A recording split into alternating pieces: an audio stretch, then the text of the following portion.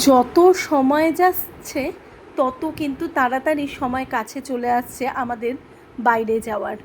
আর এইদিকে মাদেরও বাড়ি ফিরে যাওয়ার সময়টা খুব তাড়াতাড়ি কাছে চলে আসছে, কিন্তু মনটা তো একদমই ভালো লাগছে না। এদিকে রাজকেও মা আজকেই বলে দিল যে তৎকালে সোমবার দিন যেন টিকিটটা কেটে নেয়, কেন কি এখন নর্থ বেঙ্গলের টিকিট পাওয়া যায় না বললেই চলে, এত রাশ চলছে না। মারাও এসেছিল অনেক কষ্ট করে প্রিমিয়াম তৎকালে টিকিট কেটে। আর তোমাদের তো আগের ব্লগে বলেইছি, মা আসার পর থেকে আমাদের বাড়িতে প্রচুর রান্নাবান্নার ধুম লেগে গেছে। আজকে হয়েছে চিকেন, মাটন। চিকেনটা করেছিল মা আমার জন্য, আর মাটনটা রাজের জন্য। আসলে রাজ মাটন খেতে খুব পছন্দ করে, কিন্তু আমার আর করে ওঠা হয় না।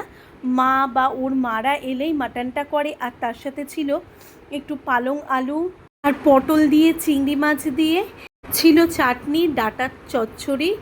আর জানো তো মারা এসেছে বলে ভাবলাম যে একটু কেকও বানাই। আসলে আজকে পুরো কেকটাই কিন্তু আমি ময়দার বানাচ্ছি, আর গুড় দিয়ে, খেজুর দিয়ে। আর এই চকো চিপসটা আমি অনলাইন থেকে এনে নিয়েছি।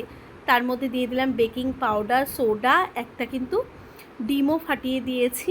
আর মুখে পড়ার জন্য একটু খেজুরও কতগুলোকে ছোট ছোট টুকরো করে দিয়ে দিয়েছি। আর দিয়ে দিলাম বাটার, আর বসিয়ে দিলাম এয়ার ফ্রায়ারে। আসলে আজকে রবিবার তো একটু বাইরে যাওয়ারও আছে, তো ভাবলাম যে কেকটা এয়ার ফ্রায়ারে বসিয়ে দিয়ে আমরা একটু বাইরে যাব। চলো এখানেই ব্লগটা শেষ করলাম, দেখা হচ্ছে পরবর্তী